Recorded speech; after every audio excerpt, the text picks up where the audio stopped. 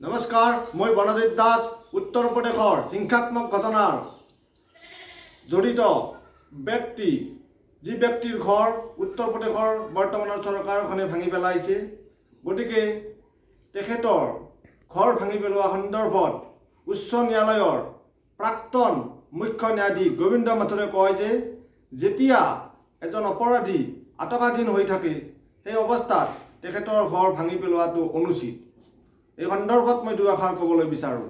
হয়, গোবিন্দ মাথুৰে কোৱা কথাষাৰত ক'ব গ'লে আমি কনষ্টিটিউশ্যনৰ ফালৰ পৰা যদি আমি চাব যাওঁ তেতিয়া তেখেতৰ কথাষাৰ সত্য।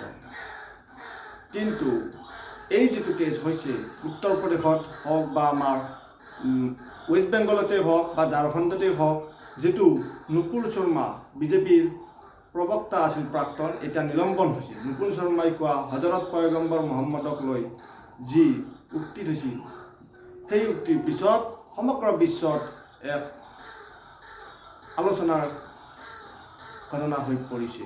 আৰু সমগ্ৰ বিশ্বৰ বিশেষকৈ আৰবিয়ান কাউণ্ট্ৰি হওক, তাৰ লগে লগে আমাৰ চাউথ এছিয়ান কাউণ্ট্ৰিবিলাকেই হওক, তাৰ তীব্ৰ বিৰোধিতা কৰিছে নুপুৰ শৰ্মাৰ বক্তব্যটো।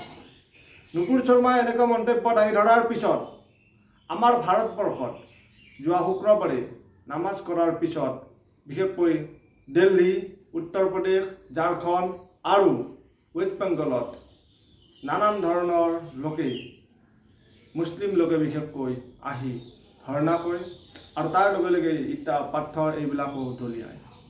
গতিকে এনেকুৱা পৰিস্থিতি ভাৰতবৰ্ষত কিয় হৈছে? বিজেপি নুপুৰ শৰ্মাক ইতিমধ্যে নিলম্বন কৰিছেই। গতিকে নুপুৰ শৰ্মাই কৰা দোষৰ বাবে বিজেপি পাৰ্টীয়ে তেখেতক নিলম্বন কৰিছে। গতিকে তাৰপিছত আৰু এই চৰকাৰখনে কৰিব লগা কি আছে? কিন্তু আমাৰ ভাৰতবৰ্ষৰ নাগৰিকবিলাকেও আমি মানি ল'ব লাগিব যে এজন বিজেপি কৰ্মী বা প্ৰবক্তাই দিয়া হজৰত মহম্মদক লৈ মন্তব্যৰ পিছত তাইক নিলম্বন কৰা হৈছে। নবীন জিন্দাল আৰু নুপুৰ শৰ্মা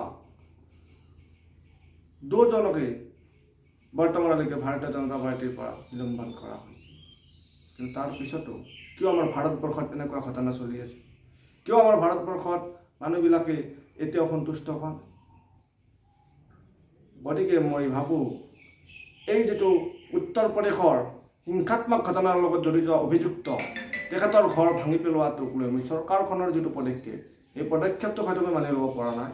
কিন্তু এনেকুৱা কাৰ্য ভাৰতবৰ্ষত নহওক যে নামাজৰ পৰা ওলাই আহি ইট পাথৰ এইবিলাক মানুহক বা পুলিচক দলিয়াওক। কিয় এনেকুৱা কাম কৰিব? আমি পৰিৱৰ্তন এনেকুৱা হ'ব লাগে নেকি? গতিকে মই বিচাৰোঁ ভাৰতবৰ্ষৰ প্ৰতিজন নাগৰিকেই আইনৰ বাহিৰত যাব নালাগে, আইনৰ আওতাত থেকে কামবিলাক কৰিব লাগে।